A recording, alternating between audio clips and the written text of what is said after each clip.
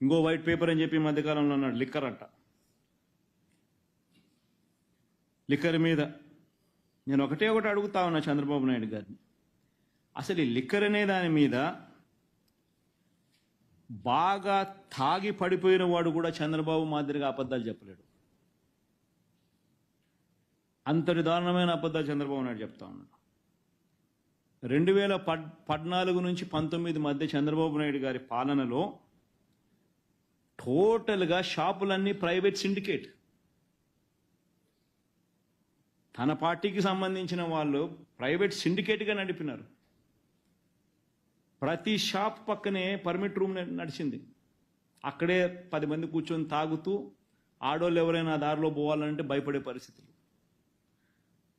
ప్రతి షాపుకు liquor sales పెరుగుతాయని పెరిగితే వాళ్ళ ఆదాయాలు పెరుగుతాయని ప్రతి షాపుకు అనుబంధంగా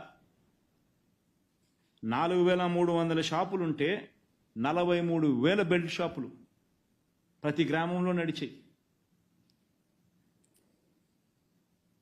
మద్యం ఏరులై బారింది. 24 గంటలు దొరికే కార్యక్రమం. ఏ షాపులో అయినా కూడా ఎంఆర్పి కన్నా 25% ఎక్కువ రేటుకు అమ్మేవారు.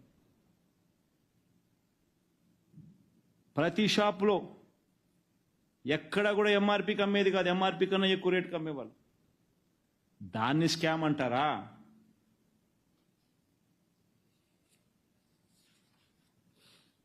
వైఎస్ఆర్సీపీ ప్రభుత్వం, మా ప్రభుత్వంలో వైఎస్ఆర్సీపీ ప్రభుత్వం వచ్చిన తర్వాత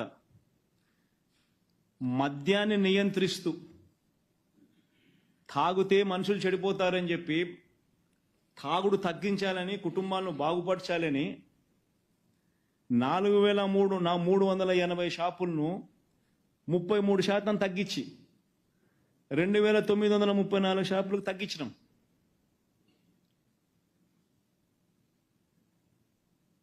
ప్రతి షాపుకు అనుసంధానంగా 43,000 బెల్ట్ షాపులుంటే బెల్ట్ షాపులన్నీ పూర్తిగా తీసేసినాం, రద్దు చేసినాం. ప్రతి షాపుకు 4,380, ప్రతి షాపుకు పక్కనే పర్మిట్ రూమ్ ఉంటే పర్మిట్ రూమ్లన్నీ క్యాన్సిల్ చేసినాం. క్యాన్సిల్ చేస్తూ లాభ ఆపేక్ష అనేది ఉండకూడదు అనే ఉద్దేశంతో,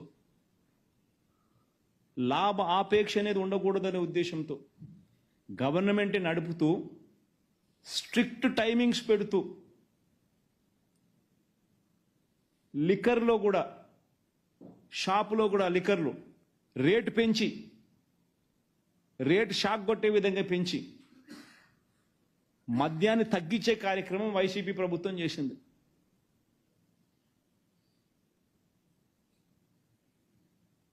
ఆశ్చర్యం ఏమిటంటే ఇదే పెద్ద మనిషి చంద్రబాబు నాయుడు గారి హయాంలో ఇదే లిక్కర్ అమ్ముడు పోయేది, ఇదే డిస్టరీస్ కుండా వచ్చేది. వైఎస్ఆర్సీపీ వచ్చిన తర్వాత ఒక్క అడిషనల్ డిస్టరీకి కూడా వైఎస్ఆర్సీపీ పర్మిషన్ ఇవ్వలేదు. ఒక్క డిస్టరీకి కూడా వైఎస్ఆర్సీపీ పర్మిషన్ ఇవ్వలేదు. అన్ని డిస్టరీలు కూడా చంద్రబాబు నాయుడు హయాంలో ఉన్న అవే డిస్టరీసే మొత్తం వైఎస్ఆర్సీపీ టైంలో కూడా అయ్యే డిస్టరీసే సప్లై చేసేటివి. చంద్రబాబు నాయుడు గారి హయాంలో ఉన్న బ్రాండ్లే అప్పుడైనా ఇప్పుడు వైసీపీ నుంచి వచ్చే బ్రాండ్లైనా ఏవైనా అవే డిస్టరీస్ నుంచి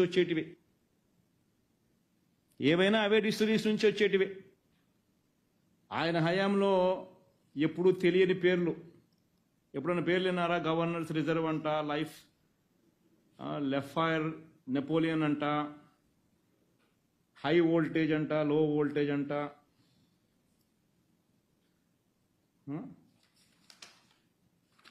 చదువుతావు సరే, బాగా ఇంట్రెస్టింగ్గా ఉంది. ఆక్టాన్ బ్యారల్ ఎల్డ్ అంట, 7th హెవెన్ బ్లూ అంట.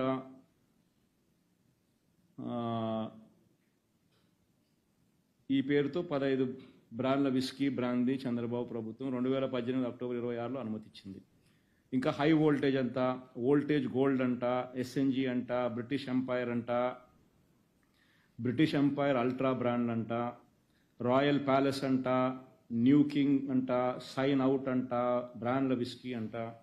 ఇది 2018 నవంబర్ 9న అనుమతి ఇచ్చారు ఎలక్షన్లప్పుడు.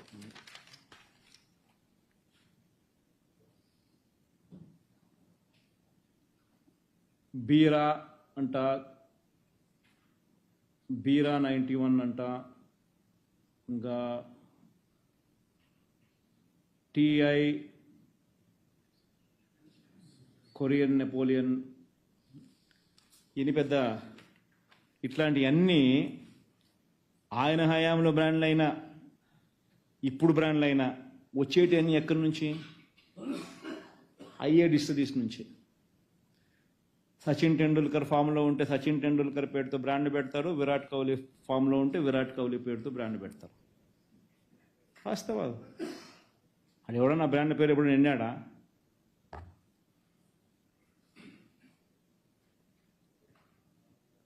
ఆ టైంలో మద్యం విషపు అవశేషాలు ఉన్నట్టు చెన్నైలోని ఎస్జిఎస్ ల్యాబొరేటరీస్ పేరిట ఒక తప్పుడు నివేదిక టీడీపీ ప్రచారంలోకి తెచ్చింది.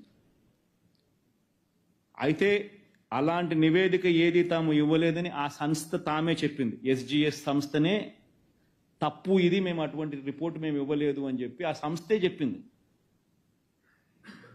అయినా కానీ లిక్కర్ సేల్స్ తగ్గాలని చెప్పి, తగ్గించాలని చెప్పి తప్పుడు ప్రచారం చేశారు.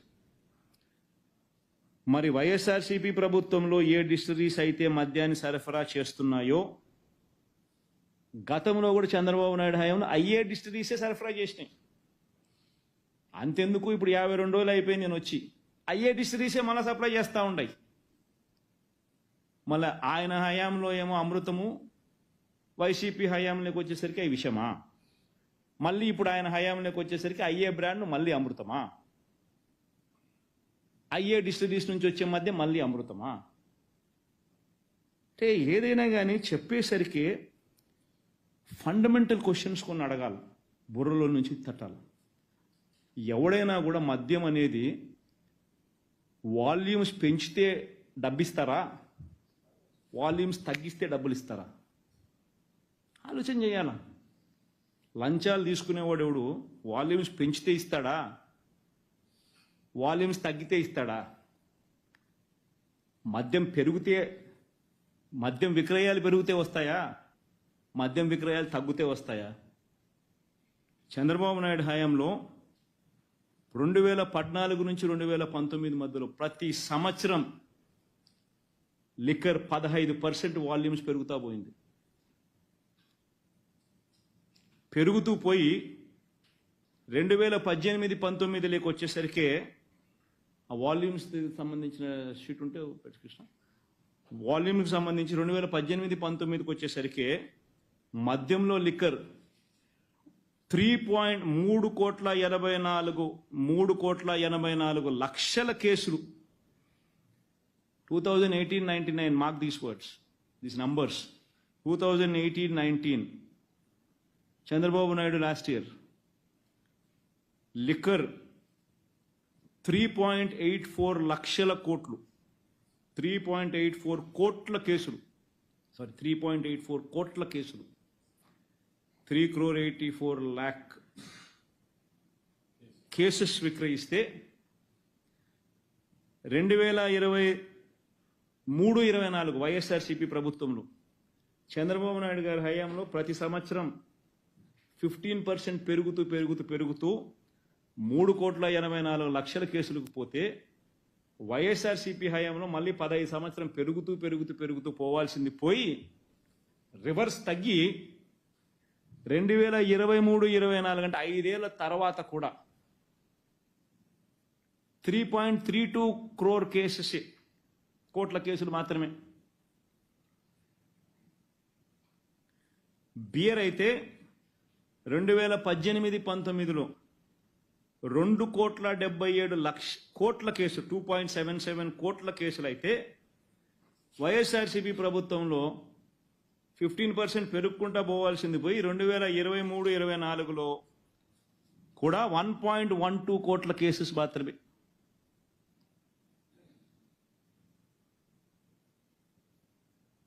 రివర్స్. ఆదాయం చూస్తే ఆదాయాలు వెరీ ఇంపార్టెంట్. ఆదాయాలు చూస్తే రాష్ట్ర ప్రభుత్వం రేటు పెంచింది కాబట్టి వాల్యూమ్స్ తగ్గి రాష్ట్ర ప్రభుత్వానికి వచ్చే ఆదాయం మాత్రం తగ్గలేదు, పెరుక్కుంటూ పోయింది. ఆ ఆదాయాలు చూస్తే చంద్రబాబు నాయుడు హయాంలో 2018-19లో 17,341 కోట్లు ఉంటే వైసీపీ ప్రభుత్వంలో ఆ 17,341 కోట్ల రూపాయలు పెరుక్కుంటూ 10 సంవత్సరం పెరుక్కుంటూ పోయి 2023-24లో 25,000 కోట్లకు ఎగబాకింది. అంటే వాల్యూమ్స్ తగ్గుతున్నాయి, రెవెన్యూస్ రాష్ట్ర ప్రభుత్వానికి పెరిగాయి. లాజిక్ ఒక్కసారి ఆలోచన చేయాలి. వాల్యూమ్స్ పెంచిన చంద్రబాబుకు లంచాలు ఇస్తారా? లేకపోతే పెంచుతానని చెప్పి అదే పనిగా చెప్పి మరీ పెంచుతామని ఆయనకు లంచాలు ఇస్తారా? లేదా వాల్యూమ్స్ తగ్గించి ఉక్కుపాదం మోపుతూ టైమింగ్స్ కుదించి వాల్యూమ్స్ తగ్గించే విధంగా చర్యలు తీసుకున్న ప్రభుత్వానికి లంచాలు ఇస్తారా? సెన్స్ అనేది ఉండాలా, కామన్ సెన్స్ ఉండాలి, లాజిక్ అనేది ఏదైనా మాట్లాడేసరికి.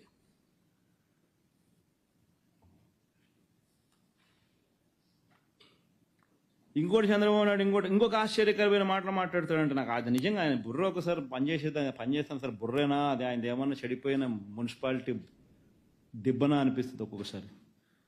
ఆయన ఏమంటాడు, చిన్న చిన్న దుకాణాలలో మద్యం కొనుక్కునే వాళ్ళు, ఈ చిన్న దుకాణాలు, ఈ 2,900 చిన్న గవర్నమెంట్ దుకాణాల్లో మద్యం కొనుక్కునే వాళ్ళు ఒక్కొక్క బాటిల్ ఏదో నేను ఎంత అని చెప్పి కనుక్కుంటే 150 రూపాయలు అని చెప్పి ఒక చిన్న బాటిల్ చెప్తాను. ఆ 150 రూపాయలు ఇచ్చి కొనుక్కునేవాడు చెక్ ఇచ్చి కొనుక్కోలే, క్యాష్ ఇచ్చి కొనుక్కుంటా ఉన్నాడు అని అంటాడు. అసలు వాస్తవం చెప్పాలనంటే పాయింట్ ఆఫ్ సేల్లో డిజిటల్ పేమెంట్ను తీసుకొచ్చిందే వైసీపీ ప్రభుత్వంలో. వైసీపీ ప్రభుత్వం రాక మునుపు పాయింట్ ఆఫ్ సేల్లో డిజిటల్ పేమెంట్ లేనే లేదు.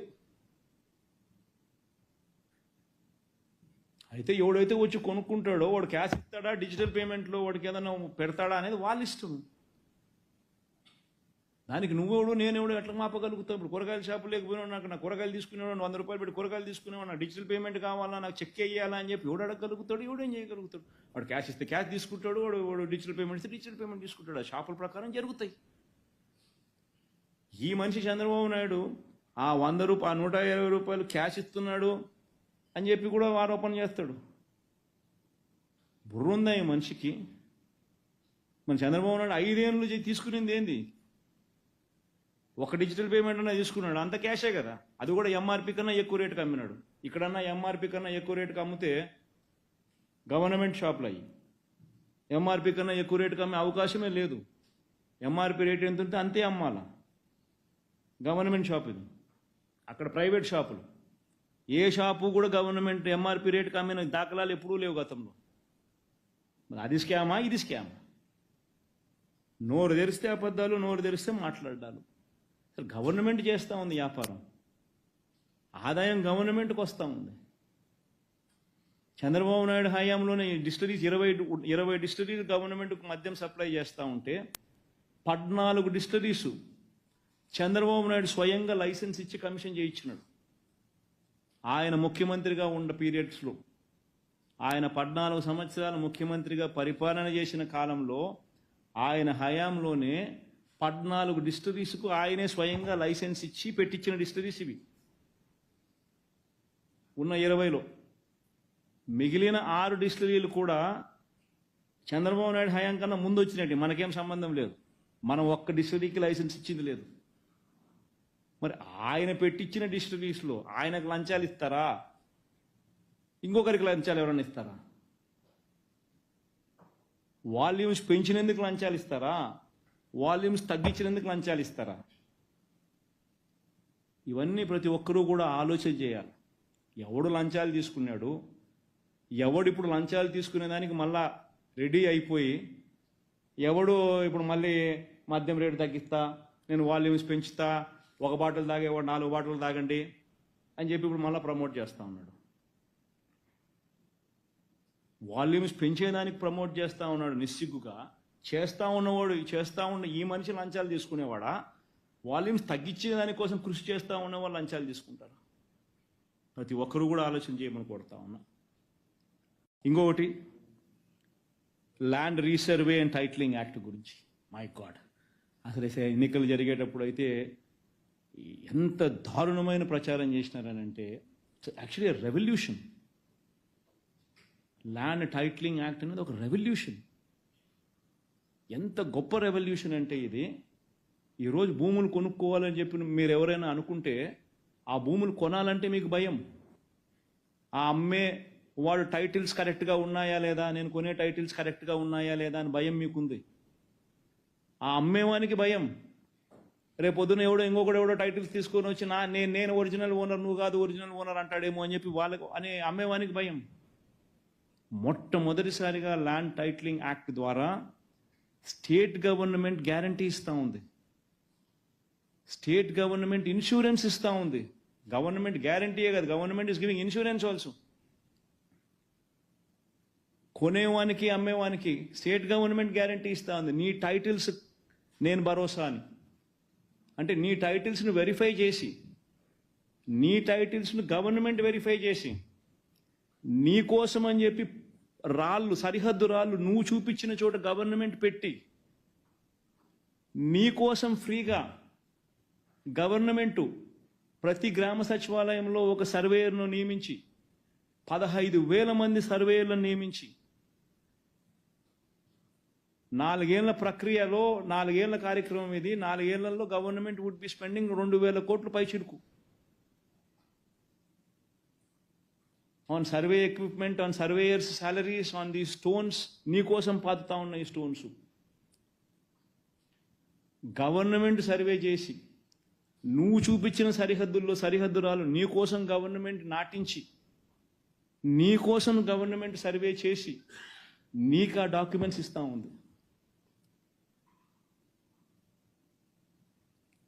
నీ డాక్యుమెంట్స్ గవర్నమెంట్ గ్యారంటీ ఇస్తూ ఉంది. నీకు భరోసాగా గవర్నమెంట్ నిలబడతా ఉంది. That is land titling act. అని ఏమేమో ప్రజలలో అపోహలు క్రియేట్ చేసి, దాన్ని నాశనం చేసి, చివరికి దాని గురించి దుష్ప్రచారం చేసి, ఆ దుష్ప్రచారం నుంచి బయట పడలేక దాని ల్యాండ్ టైటిలింగ్ యాక్ట్ను అసెంబ్లీలో క్యాన్సిల్ చేసినారు. అసెంబ్లీలో తీర్మానం చేసి రద్దు చేసినారు. రద్దు చేస్తానే కేంద్ర ప్రభుత్వం అనింది, రివర్స్ అనింది. కేంద్ర ప్రభుత్వం అనింది, ఎవరైతే ల్యాండ్ రిఫార్మ్స్కు సంబంధించి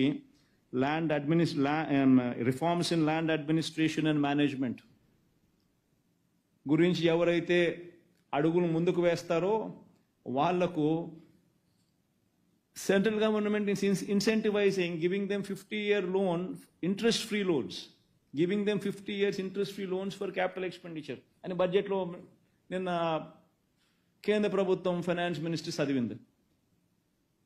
ఈరోజు వాళ్ళకి ఇన్సెంటివ్స్ రావాలనంటే జగన్ చేసిన ఈ రిపోర్ట్ అంతా చూపించుకుంటే తప్ప నుంచి వాళ్ళకి ఇన్సెంటివ్స్ రావు. ఒక పని చేసేసరికి ఎందుకు చేస్తా ఉన్నావు? అమెరికాలో ఎందుకు టైటిల్స్లో నీకు కాంప్లికేషన్స్ రావు? ఎందుకు నీకు వెస్ట్రన్ వరల్డ్లో క్రయ విక్రయాలకు సంబంధించి ల్యాండ్ డిస్ప్యూట్స్ ఎందుకు లేవు?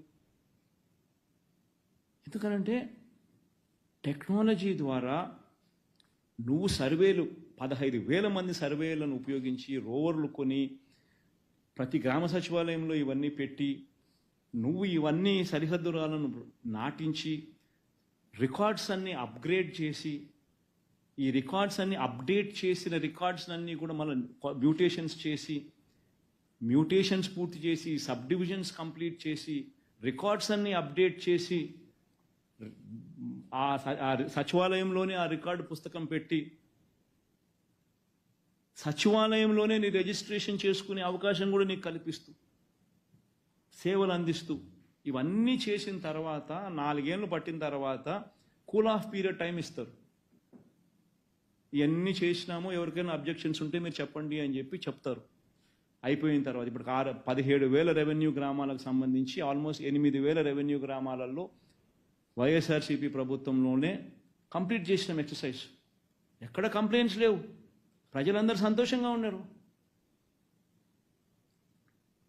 అవన్నీ రికార్డ్స్ అన్నీ పెట్టిన తర్వాత కూల్ ఆఫ్ పీరియడ్ ఇస్తారు, 1 year టైం ఇస్తారు.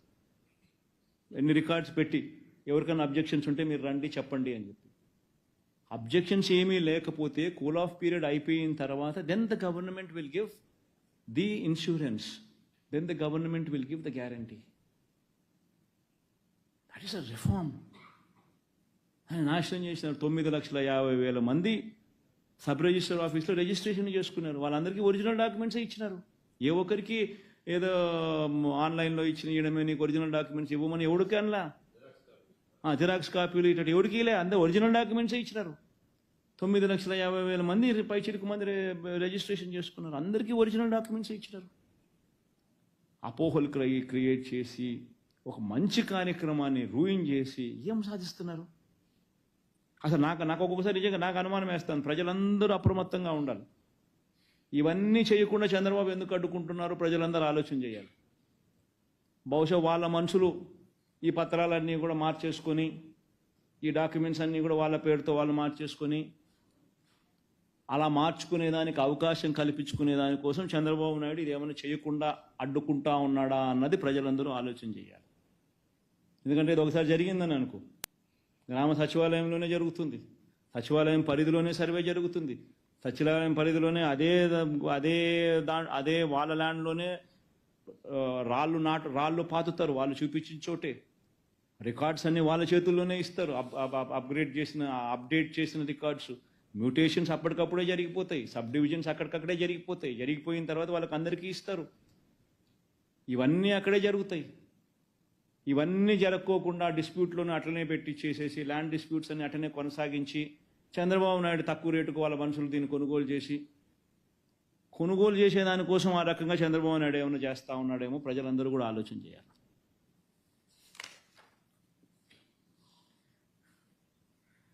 అసలు భూముల విషయంలో ఎన్ని అబద్ధాలు ఎన్ని అవాస్తవాలు చెప్పాడు అని అంటే, నిజంగా దశాబ్దాల తరబడి పరిష్కారం కాని సమస్యలు వైఎస్ఆర్సీపీ ప్రభుత్వంలో పరిష్కారం అయ్యాయి.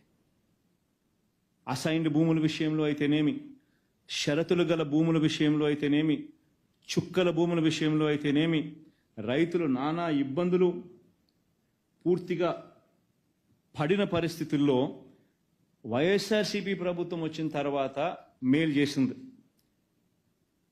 97,000కు పైగా కుటుంబాలకు చెందిన 2,06,171 ఎకరాలకు సంబంధించిన చుక్కల భూములను వాళ్లకు పూర్తి హక్కులు కల్పిస్తూ చంద్రబాబు నాయుడు ప్రభుత్వం ఒకే ఒక మెమోతో 22A పెట్టి ప్రాహిబిటెడ్ కేటగిరీలో పెడితే రిలీజ్ చేసింది. దీనివల్ల 97,000 మందికి మేలు జరిగింది, కుటుంబాలకు మేలు జరిగింది. 2,06,000 ఎకరాలకు సంబంధించిన చుక్కల భూములు, 22,000 మంది రైతులకు సంబంధించి 35,000 ఎకరాలపై షరతుల గల భూముల పేరుతో చంద్రబాబు నాయుడు 22A పెట్టాడు. మన ఆవెనగడ్డ ఈ ప్రాంతానికంతా ఆ ప్రాంతానికంతా పోయి చూస్తే ఇదే ప్రాబ్లం. 35,000 ఎకరాలకు పైగా షరతులు 22,000 మంది రైతులకు సంబంధించి షరతులు గల భూములపై తాను ఆంక్షలు పెడితే వాటిని తొలగించి ఆ రైతులకు మంచి చేస్తే కరప్షన్ అంటాడు ఈ మనిషి. 20 ఏళ్ల అసైన్మెంట్ పూర్తయిపోయిన భూములు, 20 ఏళ్ళ అసైన్మెంట్ పూర్తయిపోయిన 15,21,160 మంది రైతులకు, దళితులకు, పేదలకు అసైన్డ్ భూములు 20 ఏళ్ళు పూర్తయిపోయిన వాళ్లకు 15,21,000 మందికి 27,41,000 ఎకరాలకు సంబంధించిన అసైన్డ్ భూములపై సంపూర్ణ హక్కులు కల్పిస్తే దాంట్లో కరప్షన్ అంటాడు. వాళ్ళ భూములు అట్లనే ఉండాల, వాళ్ళ భూములు వాళ్ళు అమ్ముకునే స్వేచ్ఛ వాళ్ళకి ఎప్పుడూ ఉండకూడదు. అలా వాళ్ళకి అమ్ముకునే స్వేచ్ఛ లేనప్పుడు నువ్వు తక్కువ రేటుకు వాళ్ళ దగ్గర నుంచి తీసుకోవాలి. దీన్ని దుర్మార్గం అంటారా? లేదా 20 ఏళ్ళు పూర్తయిపోయిన ఆ దళితుడికి మంచి జరగాలని, లేదా 20 ఏళ్ళు పూర్తయిపోయిన ఆ పేదవాడికి మంచి జరగాలని, 20 ఏళ్ళ తర్వాత నీ భూమిని నీ ఇష్టానుసారంగా నువ్వు కావాలంటే అమ్ముకోవచ్చు. ఆ రైట్ నీకే వస్తుంది, నీ కుటుంబానికే వస్తుంది అని చెప్పి చెప్పడం అది న్యాయమా? ఇంకోటి వైట్ పేపర్ అని, ఇంకోటి పవర్ అన్నాడు ఇంకోటి. అసలు ఈ పవర్ అనేది నిజంగా చెప్పాలా, పవర్ అనే విషయంలో ఎక్కడైనా ఎవరైనా గోల్డ్ మెడల్ అంటూ రాష్ట్ర ప్రభుత్వానికి ఏదైనా ఇవ్వాలనంటే ఫస్ట్ ఆంధ్ర రాష్ట్రం కనిపిస్తుంది. అటువంటి రిఫార్మ్స్ పవర్ సెక్టర్లో జరిగినాయి. ఏ స్థాయిలో ఈ రిఫార్మ్స్ జరిగినాయి అని చెప్పి చెప్పడానికి చిన్న చిన్న ఎగ్జాంపుల్స్ ఒకసారి నేను చెప్తా. రెండు మూడు ఎగ్జాంపుల్స్ మాత్రమే చెప్తా, ఎక్కువ చెప్పను. ఒకసారి మీరే గమనించండి. అక్యూములేటెడ్ లాసెస్ ఇన్ డిస్కామ్స్, ఇది ఒక్కటే మీరు చూడండి. Accumulated losses in discoms, Chandrababu Naidu గారి హయాం రాకమునుపు అక్యూములేటెడ్ లాసెస్ ఇన్ డిస్కామ్స్ 6,625 కోట్లుంటే చంద్రబాబు నాయుడు హయాం 2018-19 ముగిసే నాటికి, ఆ 5 సంవత్సరాలు ముగిసే నాటికి ఆ అక్యూములేటెడ్ లాసెస్ ఇన్ డిస్కామ్స్ ఏకంగా 28,715 కోట్ల రూపాయలకు ఎగబాకాయి. అంటే compounded annual growth rate of losses 34% పెరిగాయి. అదే వైసీపీ గవర్నమెంట్ హయాంలో 28,715 కోట్ల రూపాయల అక్యుములేటెడ్ లాసెస్తో మొదలెడితే కేవలం 29,110 కోట్ల రూపాయల్లో ఎండ్ అయింది. అంటే కేవలం 395 కోట్ల రూపాయలు మాత్రమే అదనపు అక్యుములేటెడ్ లాసెస్ యాడ్ అయినాయి. అంటే compounded annual growth rate of losses కేవలం 0.34% పెరిగితే చంద్రబాబు నాయుడు గారి హయాంలో అక్యుములేటెడ్ లాసెస్ 34% పెరిగాయి. ఇంకొక చిన్న example, debt in the books of public sector undertakings. Debt in the books of public sector undertakings ఎంత అని చూస్తే, including power purchase liabilities, debt in the books of state power sector units రెండు కలుపుకొని చూస్తే total liabilities Chandrababu Naidu గారు రాకమునుపు 29,552 కోట్ల రూపాయలు అయితే చంద్రబాబు నాయుడు హయాం 5 ఏళ్ళు ముగిసేసరికి ఈ డెట్, ఈ అప్పులు, ఈ పబ్లిక్ సెక్టర్ అండర్టేకింగ్స్లో, ఈ పవర్ సెక్టర్లో అప్పులు 86,215 కోట్ల రూపాయలకి ఎగబాకాయి. అంటే 23.88% కంపౌండెడ్ యాన్యువల్ గ్రోత్ రేట్ అప్పుల పెరుగుదల. మనము 86,215 కోట్ల రూపాయలతో మొదలెడితే 1,22,000 కోట్ల రూపాయలకు అప్పులు ఎగబాకాయి. అంటే compounded annual growth rate of పెరుగుదల ఇన్ అప్పులు in these power sector 7.28%. Financial support from the state government Chandrababu Naidu హయాంలో 2014 నుంచి 19 కాలంలో ఎంత ఇచ్చినారని చూస్తే కేవలం ఈ పవర్ సెక్టార్కు, ఈ పవర్ సెక్టార్లకు, ఈ డిస్కాములకు ఇచ్చింది ఎంత అనంటే కేవలం 13,255 కోట్లు ఇచ్చినాడు. అదే ఈ పవర్ సెక్టార్కు, ఈ డిస్కామ్స్కు ఫైనాన్షియల్ సపోర్ట్ గవర్నమెంట్ సైడ్ నుంచి 2019 నుంచి 24 మధ్య రాష్ట్ర ప్రభుత్వం ఎంత ఇచ్చింది అని అంటే 47,800 కోట్లు ఇచ్చినాం. ఇవ్వడం వల్ల ఈ పవర్ సెక్టార్లో, ఈ డిస్కామ్స్ అయితేనేమి, ఈ పవర్ సెక్టార్లో అయితేనేమి లాసులు కూడా లేకుండా ఆ మేరకు పురోగతి కనిపించింది. అప్పుల పెరుగుదలలో కూడా ఆ మేరకు పురోగతి కనిపించిన పరిస్థితులు కనిపిస్తూ ఉన్నాయి. ఈ రెండు చాలు ఈ రెండు చూపించి పవర్ సెక్టర్లో ఎవరి హయాంలో ఎవరు అవార్డు తీసుకోవాలని అంటే ఎవడైనా థర్డ్ పార్టీని పిలిచి ఈ పవర్ సెక్టర్ను ఒకసారి చూపిస్తే చాలు, వైసీపీ ప్రభుత్వంకి పిలిచి అవార్డు ఇచ్చిపోతారు. ఇంతకన్నా వేరే ఎగ్జాంపుల్స్ కూడా చెప్పాల్సిన పనుల. ఇంకా అబద్ధాలు ఏ లెవెల్లో చెప్తాడు అని అంటే, ఇంకా రాష్ట్ర ప్రభుత్వం రైతులకు ఉచితంగా ఫ్రీ పవర్ ఇవ్వాలి అని చెప్పి, ఈ ఇచ్చే ఫ్రీ పవర్ మరో 30 సంవత్సరాలు ఎటువంటి ఆటంకం కూడా రైతులకు రాకుండా ఫ్రీ పవర్ ఇవ్వాలి అని, ఫ్యూచర్లో కూడా రైతులు ఇబ్బంది పడకుండా ఉండే పరిస్థితి రావాలి అని చెప్పి రాష్ట్ర ప్రభుత్వం ఎవడు చెయ్యని ఆలోచనలు చేసింది. సెకీతో, solar energy corporation of India, central government సంస్థతో ₹2.49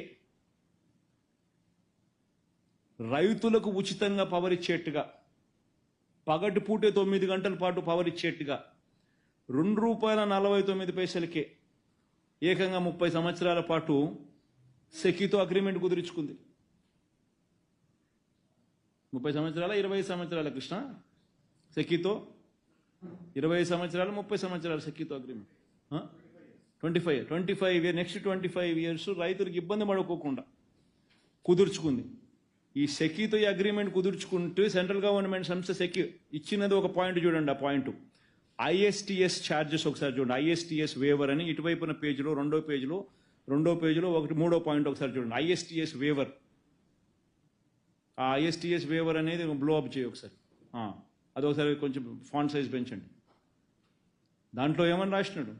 as a special incentive government of India has granted interstate transmission charges waiver to solar projects set up under solar manufacturing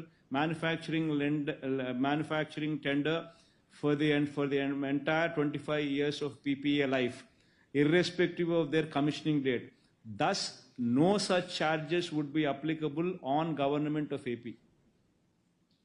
And anta clear ga raste interstate transmission charges waiver ఇస్తున్నారు అని చెప్పి అంత క్లియర్గా రాస్తే ఎంత దారుణమైన అబద్ధాలు ఆడతారు. ఇంటర్స్టేట్ ట్రాన్స్మిషన్ ఛార్జెస్ వేవర్ లేదని చెప్పి అనే చంద్రబాబు నాయుడు అబద్ధాలు ఆడతాడు. Is it fair? గవర్నమెంట్లో ఉన్న ముఖ్యమంత్రి స్థానంలో ఉన్న వ్యక్తి ఇటువంటి దారుణమైన అబద్ధాలు ఆడడం ఎంత మటుకు ధర్మం? ఇది ప్రజలను తప్పుదోవ పట్టించాలని చెప్పి దురుద్దేశపూర్వకంగా చేయడం ఎంత మటుకు కరెక్ట్? ఇది ధర్మమేనా ఇది?